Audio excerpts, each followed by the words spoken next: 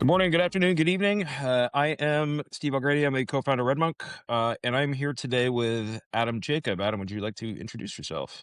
Yeah, I'm Adam Jacob. I'm the CEO of System Initiative, now building a product called Swamp. In a previous life, I was the CTO of a company called Chef that did infrastructure automation. Yeah, a good way to think about me is I'm like a systems administrator who turned into a pretty good software developer who's turned into a pretty good CEO. I hope. Indeed. Yeah. Yeah, I that's suppose a I that's a suppose it depends on how you measure, Like yeah, right. like well, am I good? I don't know. See, this is Yeah, why I always have guests introduce it's themselves because tricky. they do a much better job than I would ever do. But anyhow, as we were talking about before we started rolling, Mm, for the audience, one of the reasons I wanted to have Adam on the Moncast is essentially just to talk about uh, I don't know, sort of the sort of where reality and AI intersect. yeah. Because I won't put words in Adam's mouth, but certainly the commentary that I see for AI in general is either people who are dismissive of the technology as sort of a toy and sort of something not real and won't work, Mm, which I very much don't agree with. But then there's other people at the end of the spectrum who are, the singularity has arrived and AGI is here and so on. And it's so Adam has been sort of commenting on sort of a variety of places, but LinkedIn is certainly one of the places, which is not mm. something I would have expected to say a couple years ago, I but know, here we are, man. Rest in peace, 2026. Twitter. I know. Anyhow, so Adam's been saying some interesting things about AI, and more importantly, sort of in a practical sense, in terms of its actual usage and actual impact. Yeah. So, Adam, sort of just as an intro, do you want to give us some context in terms of I don't know your journey with AI, like how you came to it, and sort of where you Yeah. sit now? Yeah. So, yeah, I think of myself largely as a practical technologist more than anything else. Like I have heroes that like Mark Burgess is one of my heroes. Mark Burgess, for people who don't know who he is a scientist and a philosopher, and he creates incredibly deep, dense. He's a physicist, and he writes these incredibly dense books proving the theory of what we all practically learned to understand about how large scale computer systems works, promise theory, those sorts of things. I'm not Mark, you know like I can read Mark's books and be like, that's what's been happening to me, Hmm. that Yeah. explains my experience. But I can't write it myself. i'm Yeah. not the i'm not i'm not the I'm not Yeah. Yeah. I'm not that one. You're a working Some man's technologist, working person's Once she was technologist, I not should say. being kind in the moment she did it. We're friends, still are, but she called me the Malcolm Gladwell of DevOps once. A friend of mine did. It was not a compliment. Um, Oh uh, boy. Wow. Okay. but it burned a little because it's a little true. Like I'm good at distilling. I'm good at distilling theory into practice, and then I'm good at sort of reporting back my experience of that practice. I think Yeah.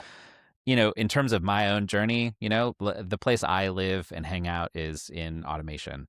That's what I have loved to do. It's what I still love to do. It's the stuff that I love to build. It's the people I love to build it for. Yeah. Um, I started a company called System Initiative that was trying to sort of push the boundary of how we would think about doing that work. First through like a visual paradigm, and then later on by discovering that we had sort of built a really great engine that we put some AI on top of, which in the end nobody liked. It was just too weird. It was too complicated. Um, it was a bummer. But Yeah.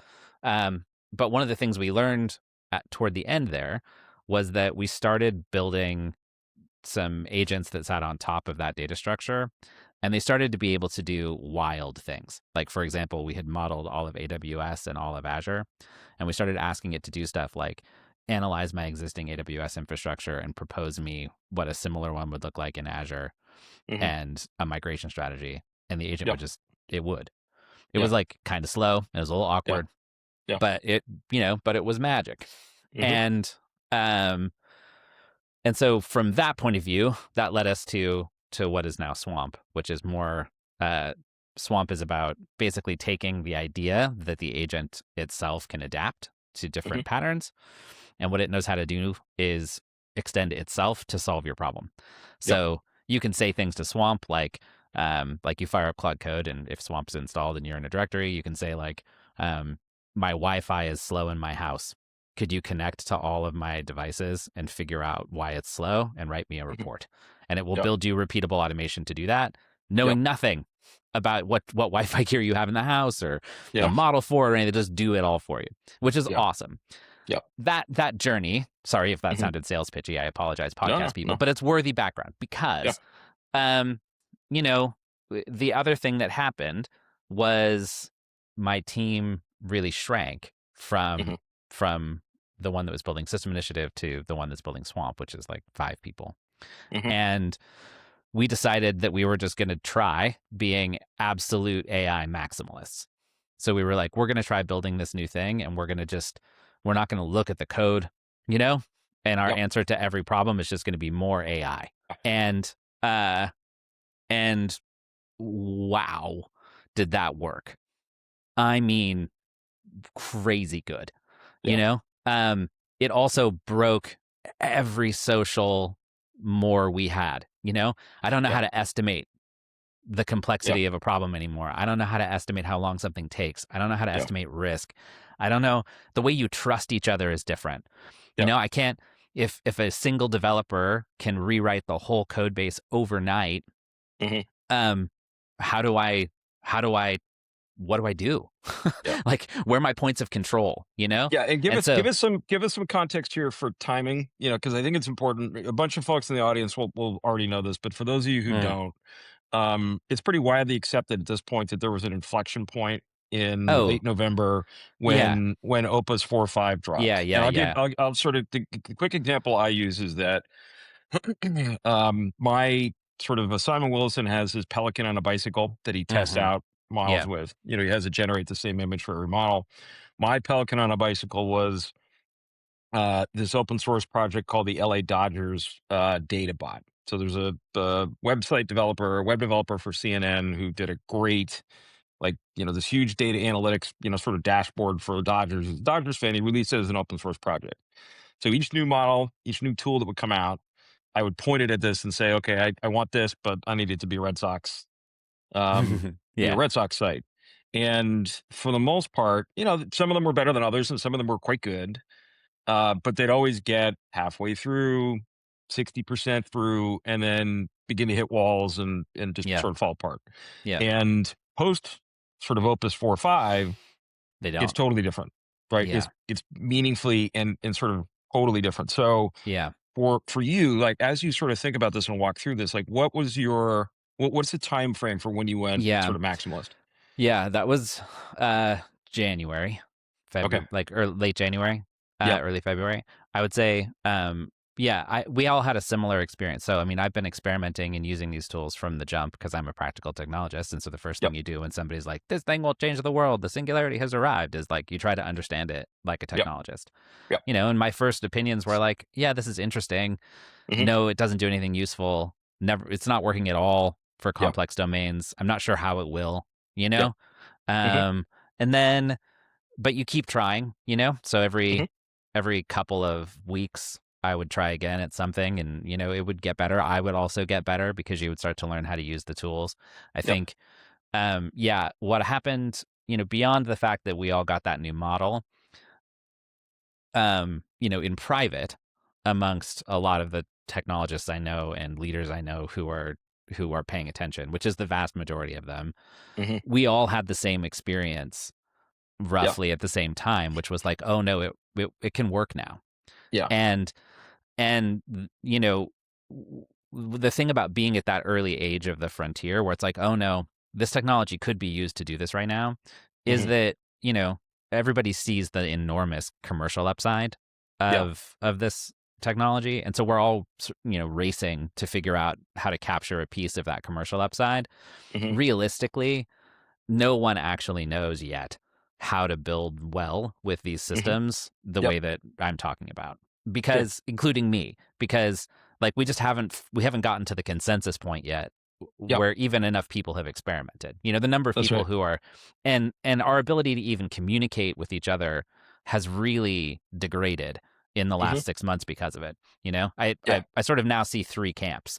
There's the, you know, I tried AI, it was stupid Hmm. and I hate its dumb face now because all my friends are getting laid off. Reasonable take. Yeah. Um, you know? Uh, then there's camp 2. I use some Claude. I use Cursor sometimes. There's some fancy autocomplete, but I still have to write all the code. I still want to look at everything. I Yep. still review every commit. I care really deeply about my existing engineering SDLC and my existing process, and it's never going to work in the enterprise, and that sort of contingent. That Yep. contingent can kind of talk to contingent 1, you know, Hmm. because they're like autocomplete's pretty cool. And Yeah. people 1 are like, I guess you could use the evil enemy for autocomplete, but like, don't go Yeah. further than that. Now there's an emerging sort of third group, which I feel like I'm now a part of, which is the one that's like, no, like I build the software that builds the software that I want. Hmm. I'm Yeah. not actually building the software I want anymore at all, other than Hmm. architecturally. Yep. Instead, what I'm doing is designing the system that ensures that the robots can build the software I want. Yep. And I'm optimizing that system both from a human and a technical perspective. Yeah. Those people are having an increasingly difficult time talking to Camp 2, and they Hmm. absolutely can't talk to Camp 1 Dr. at Camp all. One. Yep. Yep. And Yep. it's not because you just sound like a crazy person right now. Yeah. Like the meme with the guy with the red string. Hmm. When you talk Hmm. to when you like me right now, if we really got into it, I would start being red string crazy. 100%. And and it's just because you've experienced this thing. It's Hmm. so effective and so wild and so new, Yep. and that when you try to describe what it means or how it works Yeah. or why it works to Yeah. people who aren't there, Yeah. it's like you describe a trip you took to Mars, Yeah. and they're just like, I don't know. You sound like a crazy person because you kind of are, and Yeah. Yeah. we're all like trying to settle down a little, but that's what happened for sure. Like the last 6 months, what happened is a number of us have gone to Mars, and Yeah. then we've come back and we're like, oh no, it can be like many, at least one order of Yep. magnitude better, at Yep. least. Yep. That's true, you know. But then it's the worst it's ever been in building software to build software, like Hmm. using these systems in order to build software Yeah. whose job is to build software. Yeah. you know we're still learning how to do that, so it's Yeah. totally unoptimized. Yeah. So what's the rate at which, how much better will we get at it once we actually know what we're doing, and once we actually once the patterns of stability emerge, because there won't be Yep. 1,000 stable ways to do this. There'll be a dozen, there'll Yeah. be 6. Yep. And once those patterns show up, our ability to optimize it, how many orders of magnitude better are we actually going to be? Yeah. I don't know. More than one. Yeah. And Well, and that's the piece to me, I think, sort of what you're getting at, right? So in other words, as I said, I had the same moment that everybody else did, yeah, pointed it at this sort of site and it generated this Red Sox, sort of page format. I was like, okay, cool. And he just started knocking out projects, right? yeah, And you discover two things which are true at the same time, right? So it's like, okay, went out and built a Strava dashboard, went out and cleaned up design of a site that I've had for a while. yeah, Okay, I need you to just a app to go in and take notes from my note taker and append them to this file in a Google Drive. I rebuilt our, I've always been frustrated with like Google Analytics and these website trackers yeah, because it's all the totally. stuff I don't want. So I'm like, all right, Yep, I just built the thing that I want, right? yep.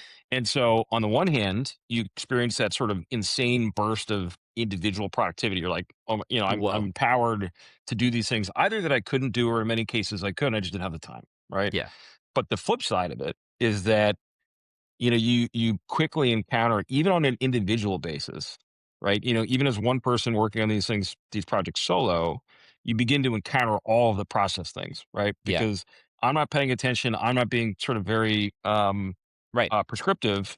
So I'm basically giving the tool free reign to pick technology stack, to Yeah, pick yeah. host, to pick all the sort of requisite pieces, and you quickly And it begin to doesn't. figure It's out. a You're like, mess. oh, this thing went down. Like, I don't even remember where that one is. Yeah, This yeah. is the one that's on Cloudflare? Is this the one that's on GitHub Pages? Is this the one that's Yeah. on S3? Like, and so And again, unlikely to that's work one long term person. as software. That's right. Yeah, Like it's fine for now, but it's it gonna be won't brittle. be. It's going to be Yep, it's so brittle because software hasn't changed. Like the that's nature of right. its output hasn't changed. Yep. Yeah, for sure. I And think, so, yeah, yeah, so that's the thing. I think you're right. Like, and this is the thing I think a lot of people have difficulty grasping is that two things can be true, right? I can individually be really, really productive in the moment, in the sort of day zero. Yeah. But, as you sort of note, we just haven't, as an industry, had enough time and scale, sort of Yeah. experimenting with this, sort Yeah. of, amongst teams, for businesses and so Yes. on. And it is absolutely working. So like I'm going to use my own experience. Yeah. So like Swamp as a code base, no Mhm. one has ever read. Yeah. It's 150,000 lines of TypeScript now. Yeah. It's the most well Did you tell it to use TypeScript, or did it make that I, choice? I told it to. Okay. Well, because back to software engineering. So like Mhm. I want to build a product that is good. Yeah. And so you have to build the machine that builds the machine, right? Mhm. So one of the things you have to do is I can't hold in my head how a code base evolves when you can put out 5, 10,000 line PRs a day to that code base. Yeah. I can't Yeah. understand it No. at the level of the code. You just can't. Mhm. Yeah. But I can understand it architecturally. I can understand like how are the pieces moving around Yeah. inside that puzzle. And so that expression of architecture is like step one to building stable, reusable code is you're like, hey, here's the architectural pattern that I want you, the agent, to follow. Yeah. So like I'm a domain driven design person, have been for a while. And if you've ever tried to write code in like a domain driven style that's like supple to requirements and highly decoupled and all of that stuff, you don't, because it's Yeah. such a mess. No one ever Yeah. actually writes code that way because it generates so much code and is such a pain. But the agent's happy to do it. It's thrilled to do it. And so like Swamp, it turns out, is like the most supple to requirements code I've ever written. It's the Mhm. most well factored code I've ever seen, Yeah. that I've ever produced for sure. And like, Yeah. yeah, if I open it up, there's pieces in it where I'm like, ooh, I don't Yeah. know if I'd have Yeah. duplicated that method or whatever. Yeah. But that was always true. That was true Mhm. in when I had 100 software developers working for me. That was Yeah. true. And so like, but that moment where you're like, yep, in my experiment, it turned into slop. That you hear this a lot from people where they're like, Mhm. yeah, I did it and then it fell over and now it sucks. And I realized Yeah. that it can't generate code. And it's like, mm-mm. Yeah. The difference is that you, Stephen O'Grady, you Yeah. weren't building a machine to build the Red Sox site. Yeah. You were just like, you just told it, I want one. And Mhm. then it did it. We are Yeah. not doing the same thing. This is the That's delta cool. between people in conversation 2 and people in Yeah. conversation 3. What Yeah. I'm doing is writing software whose job is Mhm. to write the software that I'm building, and I'm using Yeah. Yeah. agents to do it. So You're a like little more moved. Yeah. we have like Swamp has like an incredibly comprehensive UAT suite. Mhm. And people don't even remember what UAT is, user acceptance testing. Testing. But Yeah. like you and I are old enough to remember. Mhm. Remember back in the day when QA had binders? And the way it would work was that a PM Yeah. would Yep. produce a binder, and Yep. the binder would go to QA, and they would Mhm. take your software on a Mhm. CD-ROM, and you'd Yep. have big rooms filled with people, and their job was to put the Yeah. CD in the computer and open the Yep. binder to page 1. Mhm. So turns out that's exactly what you need to do if you want to make sure that your agents don't ruin the product you want to ship. Yeah. And you keep them isolated so Yep. that, one set of agents can't change the UAT spec, but they can change the code, which means now I can refactor with agents safely at high speed because UAT keeps it safe because those two things are outside the boundary. You Yeah. know, I Yep. didn't, but like if you told me that that any company on earth should have a comprehensive UAT suite that works roughly like the 90s did, there's a reason we stopped doing that. And it's because it ground out velocity to a Yeah. halt because you couldn't even imagine maintaining it. It was Yeah. such overhead and such weight for so little value. Turns Yeah. out now it's trivial Yeah. because the generating of that complexity is so low. Yeah. And Yeah. And that's going to be the interesting thing. I think it's an instance of sort of what happens to process, what happens to commercial businesses, what happens, the implications of the cost of generating software going to near zero are, I'm not. Yeah, the implications of the cost are wild, but it's not the cost that gets me. yeah. It's velocity. Yeah. It's just velocity. So like Yep. the analogy I've been using to try to get people to understand how uh, upset and excited they should be at the Hmm. same time Yep. is like imagine that the water pressure Hmm. in every house in your whole city Yep. increased by 2 orders of magnitude. Yeah. And what happens to every pipe? And like that's what happens to your process. Yeah. That's what's going to happen to every vector. It's Yeah. what's going to happen to your, as an engineer, it's going to happen to your self-esteem. What happens Yeah. to your self-esteem when the Yeah. robot produces code that's as good as you are, that you've Hmm. spent your whole life dedicated to learning how to do, and it does it at a speed you can't fathom or comprehend? What's that Yeah. say about you as a person and how you spent your life? Yeah. What's it say about how I trust? Like one of the things we learned with Swamp was I have to only have people on the team where I want 100% of their personal expression in the product. You know, Okay. like Paul, Yeah. like you can only work on that product if I want 100% of your judgment at all times. Yeah. Anything less, and I can't control it. Right? Yeah. Yeah. Um, and so it has to, you just can't even try. What's Yeah. that say about the size of a team? Yeah. Um, like, because I don't know that I can do that with 100 people. I can pick 5, Yeah. but can I Well, pick 100? and this is, I think getting into, and I'm trying to remember your exact quote, but it's one of the things that I actually quoted it in a piece that I wrote. Oh, I don't know, a couple weeks ago, I think. And the gist of your quote effectively was, hey, this is essentially a brave new world. We're never going back. And at the same time, it's going to be a mess while we figure it out. Right. It's going to be And awful. yeah. Yeah, And I think we are 100% in that mess right now. And we're at the very beginning. yeah, that's the It's thing. And we're it's, we're we're like we're ankle deep in what is going to be a 50-foot high tsunami. yeah. Yeah. It's it's it's every and and the reason is that you simply cannot compete with it. And like Hmm. when you were in stage 2, you could Hmm. imagine that you could. Yeah. You know, you could imagine that there were individual software developers more productive than the ones who were at stage 2. You Hmm. cannot at stage 3. No. And that's I've known some and that's the thing. truly fabulous developers. None of Yeah, them. and No that's the one. part that I struggle with is, for the folks in sort of camp 1 or camp 2, it's like, when was the last time you used the tool? Right? Because there's a whole bunch of people, smaller, fewer numbers of them these days, but there's a whole bunch of people who used it. And it's hard for us to remember, right? Like, you go back to 2021 when Copilot dropped. Right. And, Awful. Copilot was like blowing people. Well, here's the thing. At the time, It was blowing it was people's blowing minds. people's minds because it was like, oh my God, like, this is, sort of right, Yeah. finishing lines of code for me. And Yeah. Yeah. even that sort of at the time, it was kind of like all the things we take for granted about having an iPhone now Yeah. in 2006 were remarkable, like mind blowing. Yeah. Yeah.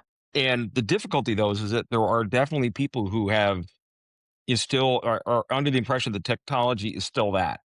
It's still just jumped up autocomplete. You're like, You have to try Yeah. this. Like, this is a fundamentally different Yeah. exercise with Yeah. fundamentally different implications." That's right. I also think um it's going to be harder for some than it is for others. You know, Yep. I've I've spent a lot of my career now like hiring and managing engineers. Hmm. And whenever I'm finding new people to work for me, I'm Yep. always looking at like what makes those people great Hmm. and sort of how do they express that greatness through Yep. the work that they do. And so, one kind of really great software developer is the kind that understands the system from the source code up. Hmm. They read the source code, they and similarly, there's another kind of good software developer who just beats the shit out of software. Yep. Like there's a Yep. problem, they kick the Yep. crap out of it Hmm. until it fits into shape. They just Yep. bang on it. Both of those people are now ruined. Yeah. like Yeah. intellectually, the way that they know how Yep. to understand the problem has now moved away from them at a speed that is difficult to even understand. Yep. And I don't, it's not that you can't learn how to understand the system from the top down. You Yep. can, Hmm. but you'll have to decide you want to learn it. And Yeah. in between here and there, what's going to happen is more and more teams are going to have the experience that I'm having. Hmm. And that level of outcome and that Yep. level of quality, right now, the last bastion people hold on to is like, well, the quality's not high enough, Yeah. And I'm Yep. like, oh, try Swamp. Try Swamp. Like, it's pretty quality, Yeah. Yeah. like it's pretty good. Yep. And it's only getting better, Yeah. and every time someone raises an issue, we fix it in 20 minutes and it keeps getting better. And, Yeah. but sure, man, quality is the thing that lets you hang on to the rope.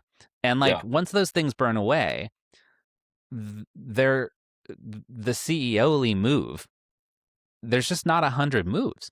You're Yeah. like, okay, if I don't figure out how to get that kind of team working for me on my problem, Hmm. like right now, if you figure that out, you get first mover advantage. You Yep. get like, you can get a real, that can be really meaningful in Hmm. a market, in a competitive one.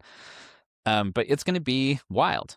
And, and that, when you think about why it's a 50-foot wave and not a 5-foot one, Yeah. like, you know, if you're an engineer right now and you're employed and you're not heading toward camp 3, my Yeah. my advice is you need to Yeah. because what's going to happen is at some point the people who manage you are going to look around and they're going to be like, who's coming with me when we build the Yeah. spaceship to Mars? And Yeah. if you're the one if you're in camp 1 or you're a skeptical camp 2er, I don't know, man. Like, because the only thing I can think of to do, I don't know how to transition you and Yeah. also build the system I need to build because it breaks every social more about the process. Forget about the Yeah. engineering. Yeah. The way you talk to other engineers, the way you estimate, the way you understand risk, the way Yeah. you give feedback. Like, what's it mean to have a software developer who put a bug into the system when they didn't read the source code? And Yeah. the system you built to keep the system safe let it through. Yeah. I mean, I think they're Yeah. still accountable for something, but I couldn't tell you Yeah. what, Yeah. you know? No, And it's like, it's funny. It's funny. The analogy that I use, and the vendors do not like it for reasons that will be very yeah, obvious, is essentially it's a performance enhancing drug, right. right? And so we are basically baseball circa sort of mid 2000s when there are these things Nothing circulating but home around runs. which objectively make you Yeah. better, stronger, faster. You can train harder, recover Yeah. quicker, and you have a camp that is sort of morally opposed to them. And certainly in the case of PEDs for very legitimate reasons. But you are now at a competitive disadvantage, like Yeah. fundamentally. And I think it's like I go back to my father spent his career on Wall Street, and he sort of at one point was a options broker, on the exchanges, very trading places, right? You're all these Mm-hmm. paper tickets and you're in Mm-hmm. these pits and so Yeah. on. And, when they first started to digitize the order flow, he was like, okay, like, kind of this is the wave of the future. And all right, we need this. And how does this work? And sure enough, within a couple of years, those trading places, pits are all gone, right? Right. They just don't exist. Yep. And, you're, sort of a lot of folks are going to have to sort of make these transitions. And I think it'll be to your point, if you are the kind of person particularly the consultant, I work with many sort of developers who are basically like, sort of factory workers, like 9 to 5, Yeah. like this has nothing to do with my identity. I come in, I Right. punch the clock, and then I go home. Those folks I don't think will sort of have the same level of angst, because like I said, it Uh-huh. hasn't been part of their identity. Yeah. But for folks that, this is who they are, right? They Right. pride themselves on, I am sort of exceptional at this, to your You point, love your like craft. you love your craft, like You love the that's gonna beauty of be it. it's It's gonna be tough. really, really it's gonna be a challenge. And you see It's this now, really like, hard. I'm trying to remember who the quote was from. This was back in January, I think. And it was like, I'm not sure sort of why it's this week, but every software engineer I know is essentially having like An existential crisis. yeah, essentially Yeah. like a breakdown. Yeah, And you see I it. mean, look, I end every single day exhausted. Yeah, And and it's not because I'm not why I am wildly productive. That's true. yeah, Um, but it's because my mind boggles hmm, at at at the at both the possibilities yeah, and at the and sort of quaking in my boots. Like I talk to friends who run large organizations and they're like, yeah, "How what do we do?" And we talk about it and my yeah, answer is like, "I don't know." yeah, And, like I spent a lot of my career teaching, like doing digital transformation and going into yeah, big banks and talking about how to do cultural organizational changes. hmm, And like, I get it. I know that that's real and hard. And I think I'm pretty good at it. hmm, Like I have a track record that says that I know what's up. yeah, And like right this second, I got yeah, nothing. And I think anybody who tells you that they know, I yeah. That's right. think they're absolutely full of shit. I keep having You people come to cannot me. know. You Yeah, cannot know. people have been doing this for years, but I laugh about it even more now because the publisher talked to me about it at one point. I've had companies sort of want to sponsor. So I wrote a book called for folks that don't know, called The New Kingmakers. It came out over a decade ago at Eh, this point. a And people are legend. like, oh, second edition. And I'm like, absolutely not. Not Right. Like, today. I don't know how that's going to play out. It Not was, at all. when at the time we wrote it, it was like, okay, cool. Like I have had the same conversation 1,000 times, but Right. it's not sort of on the level that it needs to be. So let's capture this in a book, and great. Hmm. Now it's like, Yeah. uh, No. yeah, there's a couple different ways this can play out, and I can tell you some of the short term implications, but where we end up, Nothing. I don't know. No. No one. Yeah. And like here's a thing that I think should break everyone's brain. Up until now, the companies building the models had all the advantage in telling us like how the world was going to be, Yep, because they were the ones producing the technology, right? yep, Not so anymore, because it turns out they also they built those things the old way. yeah, They didn't build them this way. yeah, They built them the old way. yeah, And now they have thousands of software developers and they're like, "Oh no." yeah, They too yeah, have to change their processes and figure out how they're going to yeah, work in the new way. And yes, they have the advantage that everyone who works for them is already pilled. yeah, Everybody who works for them is already down. They yeah, already understand that that's what's happening. But like that advantage in terms of knowledge and in terms of where we're heading, like yeah. that's, you know, like there are people who invented databases, Hmm. but like the people who used databases defined the way that we think about databases, not people Yeah, who invented them. And the same is going to be true for this. Like the practical application of this technology and the practical outcome of our ability to do this, yeah, like we're the ones who get to define that.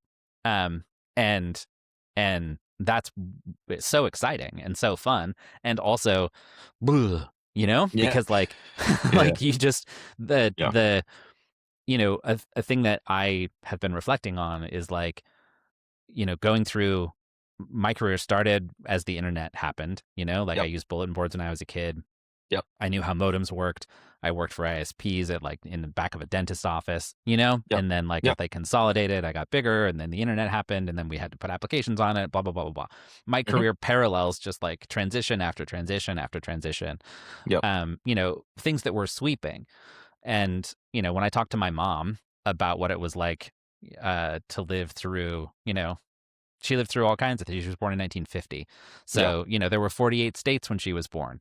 Yep. And there were, like huge transitions, both socially, Hmm. economically, Yep. technologically.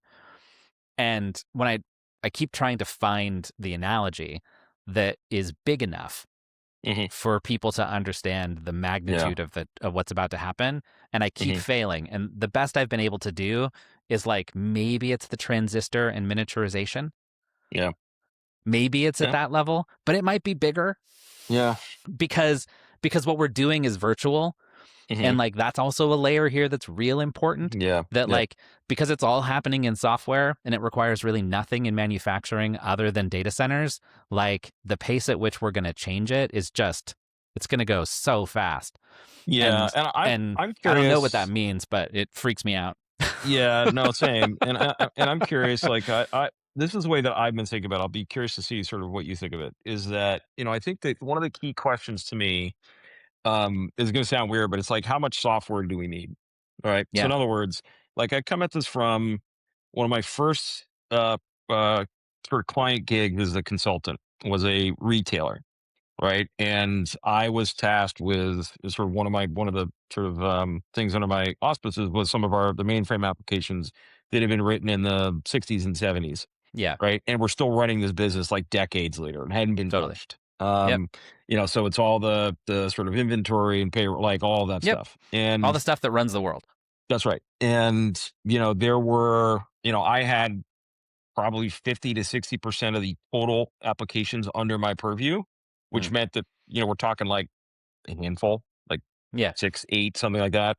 And, then we obviously, tech, the sort of industry goes through different stages, right? You go from mainframes to mini computers and client server, right? And the Yeah. number of applications multiplies each jump, right? Yep. Then you hit the internet, there's sort of web apps everywhere. Then you hit Right. mobile, and there's a million more. Even more. Yeah. And clearly, because these tools, among other um, things that they do, is dramatically reduce the cost and time of generating applications. We're going to have way more applications, right? Yeah. So I think one of the key questions to me is going to be, what is the carrying capacity here? Is there a maximum amount of software that we can consume? No, it is Sort infinite. of, and if I it think it's is, I think it's infinite. to me, that's the optimistic take, though. Like if it's literally infinite, you will hit a point where people will have to generate the ideas for these. People Yeah. will have to at some point consume, sort of these different applications in different forms and so on. And that then creates, in theory, opportunities because, Yeah. we're not at a point yet where there's no human in the loop at any point of this cycle. There is a human in the loop at the beginning of the cycle. And That's right. and there's a human at the loop at every there's a At the human in end the of the loop cycle. at every stage of the cycle. That's right. At every stage there's a human in the loop. Yep. And but to the question of like how much software does the world need? The answer is Yeah. an infinite amount of software Yeah. because everything you move into software, I mean, here's where I become a free software hippie again. Everything that moves into software Yeah. becomes uh becomes everything we shift into that world is no longer bound by material constraints in the Hmm. way that every other thing we've ever invented has been. Yeah. And so, be an optimist. What that means, I know this is going to sound like I'm the red string guy, but like that truth about software that it fundamentally is infinite in its nature and it doesn't get exhausted because you use it or I share it or Yep. whatever. We're going to move as much as we can into software because Yep. everything about it is better for humanity. It's easier, it's better to build, it's cheaper, Yep. it works better, and it's only going to get more malleable. And when you think about the future of what this magnitude shift really means, a good example here is operating systems. Hmm. Operating systems have been very sticky for a very long time. There hasn't been a Yep. real opportunity to be like, I'm going to build a new operating system. Yep. Not really. Like, there's been a Yep. few people who tried. I Yep. wouldn't say they were particularly successful. Agreed. Yep. Um, Now, though, uh, what does a user land look like in a world of infinite adaptive software? Yeah. I don't Yeah. know. Yeah. And you don't either, but I'm pretty No. sure it doesn't look like Linux or Windows. No. And And and but and again, like that's does that mean you throw them out? I to don't your know. point, But you right? could. And once you The do, now what's yeah. possible? And Yeah. like once you start to do that, you're like, Yeah. okay, yeah, the argument that says that, well, we found peak coal, Yeah. like, Yeah. nah, Yeah. no, no, Yeah. no. And Yeah. it's the reason that like even though I think a lot of my people are going to suffer. Like, I Hmm. don't think it's going to go good for a lot of software developers and a lot of engineers. Like, it's going to be a bad couple of years, Yeah. and lot of layoffs, Yeah. lot of soul searching, a lot of pain. Hmm. It's going to be bad, and it's going to get worse. We're not anywhere close to the worst of it, Yeah. and then Yeah. we're going to realize that we need an infinite amount of software. Hmm. And that the only people who can build it reliably aren't Yeah. people who just showed up and yelled at Claude when they found a bug. Yeah. Like, Yeah. they need to understand architecture. They need to understand how the system fits together. They need to understand like how the actual software they're building interacts with the substrate it's sitting on. And because that's the only way to get to good outcomes in software. Yeah. And that is sort of immutable Hmm. about the nature of software and the way that it runs, and those, like, nothing that has happened so far tells me that has changed, Yeah. because it hasn't. Yeah.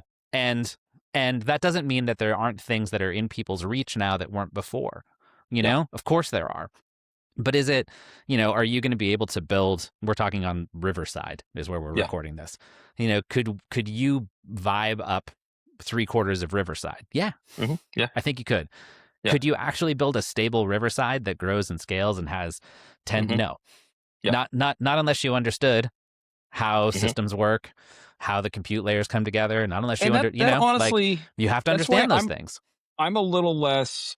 I think I'm a little less sort of alarmed than you are in the near term. Not that I think things are going great or will go great sort of in the near future. I think if for no other reason than it gives them cover, right? As we saw with Block amongst other institutions. People are going to sort of perform these layoffs and they're going to blame it on AI. In some cases, it will be AI. In other cases, it's just that's the sort of the cover they need. But, to your point, I think what people are going to figure out, and, really this should have been obvious because it's like I go back to my colleague, who, Rachel Stevens, sort of wrote a good piece a couple years ago during the Dora report, Hmm. when that came out. And basically what that revealed is individual developers were using these tools and feeling very productive, and the organizations weren't seeing really any impact or their, any benefits whatsoever. Which got to the point where it's like generating the code is only part of the equation here, right? There's Right. many, many, The sort of entire more rest things of that the go into this. SDLC is what drives you to the ground. Correct. Yeah. And so I think actually in the sort of short to medium term, if we get to this is sort of the optimist case. Let me put Hmm. it that way. So it's like, okay, if there's a capacity for an infinite amount of software, people are going to start generating either startups of their own, applications are going to proliferate within enterprises, and that is going to accelerate the rate at which people discover, okay, these tools are incredibly Yeah. capable, but these tools are not capable of doing all of these individual pieces and generating the ideas and consuming the Yeah. output of the applications much more quickly than they would absent the tools, right? Yeah. That sort of accelerating rate of generation is Hmm. going to provide many, many more cycles quickly for people to learn. Shit, I laid off, however many people, and I think this was actually the rumor with Block that they're like, okay, we actually need to go hire some of those folks back. Yeah. I mean, maybe I That's would the say optimist that's, case. I'd say optimist case. I mean, the social piece of it is the hard part. It's not the Yeah, technology part. yeah, It's it breaks every social norm you have. It breaks that's right. every single part of your SDLC. It breaks every process. It breaks your compliance process. It breaks Yep, everything. yep, Everything. yep, Everything is broken. And you have to rebuild it all from scratch that's right. because none of it can work. None of it fits in. That has a huge number of knock-on effects. For example, are you a smart person who started a startup in the last 6 years? And the thing you were doing was solving problems that happened when people built software and shipped it? If Yeah, so, ooh, ooh, because yeah, every problem that you thought that was a real problem yeah, may or may not be a problem anymore. yeah, And there's no way to know. So, we're talking about block layoffs or whatever. I'm talking yep, about like startups. How many yeah, funded startups are just done? And they don't know yeah, they're done yet because you can still find customers, you can still go out, everybody's still working yep, this way, it's all still there. But yep, like that that transition for an increase in velocity and capacity and capability and delivery like yep, we're seeing now, yep, ooh, there will yep, be no person left behind. Like we yep, will that will rip through industry. Rip. yeah, It will make the rise of cloud computing look like it was Babytown Follies in yeah, terms yep, of the speed at which it will rip through industry. And yes, if you work in a giant global bank or you work at insurance or whatever, payroll, like it's your last. yeah, yeah, But I don't know how long last really is. yeah, You yeah, know, yeah, JPMC moves pretty quick when they have to. They have a lot of money. They can do whatever they want to do. yeah, yeah, Like they don't need a lot of permission. yeah.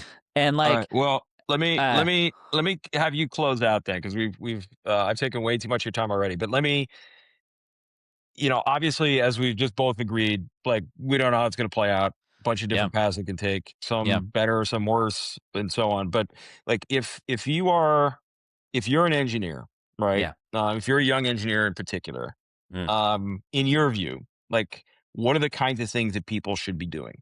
Like, yeah, how do you adapt more quickly yeah, to this world? Like, what would your career advice be? yeah. Number one, you need to go pick up a book on software architecture. Yeah. And systems design. So if you don't have a thought on that topic or an opinion, you should Hmm. just pick up domain driven design. Hmm. Uh, and it's going to be a real tough read, Yeah. because, Yeah. uh, and you need to understand how those systems fit together and how those mechanisms work, because that's the Yep. language you have to start using to talk to agents to build reliable software. You need to be Yep. able to express, not because I read every line of code, but because I know that that code doesn't fit this pattern, Yeah. right? I can't read every line, but I can see patterns. I Yeah. can see repetition. I can see seams in the software where it's unsupple. That's Yeah. still there. And it's just accelerated. So my first piece of advice is do that. The second piece is if you aren't in a position where you can build the system that builds the software you're building, because you go to work every day and you still have a boss and an SDLC and a Scrum Yep. Master, and which Yeah. makes Yeah. sense, because if you got Yep. rid of all those people today, like the whole company would fall apart, and Yeah. that's risky, and welcome to the difficulty of change. But you got to go home and not just vibe code a Red Sox app. You Yep. need to go home and figure out what's it like when my only answer to all of my technical and social problems is I'm going to build more agents to Hmm. build a new version of this process. And Yep. you got to get comfortable with that thing. And there's no reason you couldn't do that at 19 Hmm. in the same way that I'm doing it at almost 50, Yeah. Yep.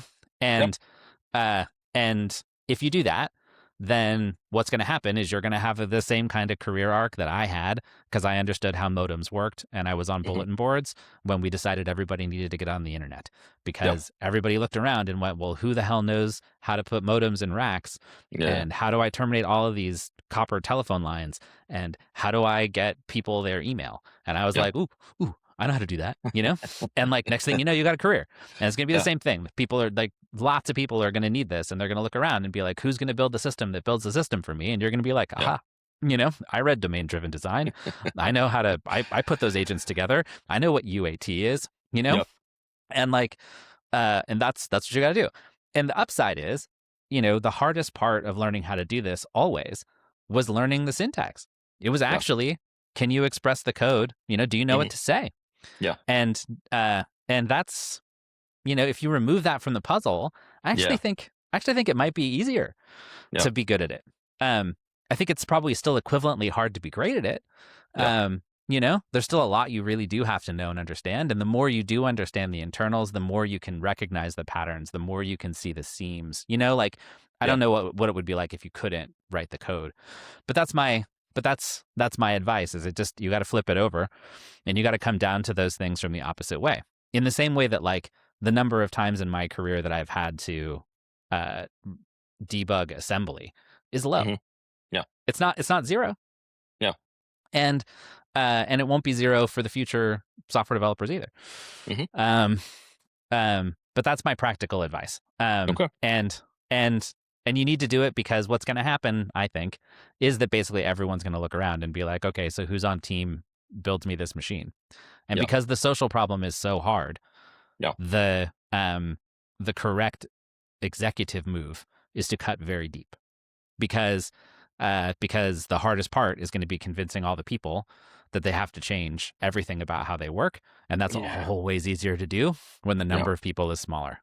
Yep. And so that's why I don't come up on the optimistic case too fast, because I'm like, ooh, No, unless that's fair. someone really cracks the nut Yeah. on instantaneously on here's the pattern by how we all do this now, and just productizes it really fast, and we all just jump to it, which wouldn't that be great? But I don't think it's going to happen like that in the next little bit here. I think that's where you wind up. And then self-servingly, you have to look at the rest of everything that comes along for the ride when software accelerates. And so, Swamp exists because when software accelerates at that rate, infrastructure must also accelerate at that rate. Yep. My ability to automate things and deploy them and manage them has to rise to match. And so that's us redesigning how that process works so that it can move at the same rate of speed. And, that's going to be true for every single piece of everything that we do. It's going to be true for how we automate tasks. It's going to be true for how we do monitoring. It's going to be true for how we do reports. It's going to be true for how we do compliance. It's going to be true for how we do security. It's going to be true, on and on Every and on last and thing. on. Every last thing. And so, the other piece you can do if you're sort of starting out right now, or you're making this transition, is you can just take the thing of that list you love the most and do that in this way. That's what I'm doing. I'm like, what I love most is automation, and those are my people. And so I'm just going to do that in the most maximalist way I can find. And it's super fun, and you end every day exhausted, but it's very learnable. And yeah, if your brain was still malleable and you were 23 or whatever, 19, you'd my guess is duck to water, Yeah. No, I think that's right. Okay. And on that note, Adam, thanks so much for your time. My pleasure. And thanks for coming on the Monkcast. Yeah, thanks for having me.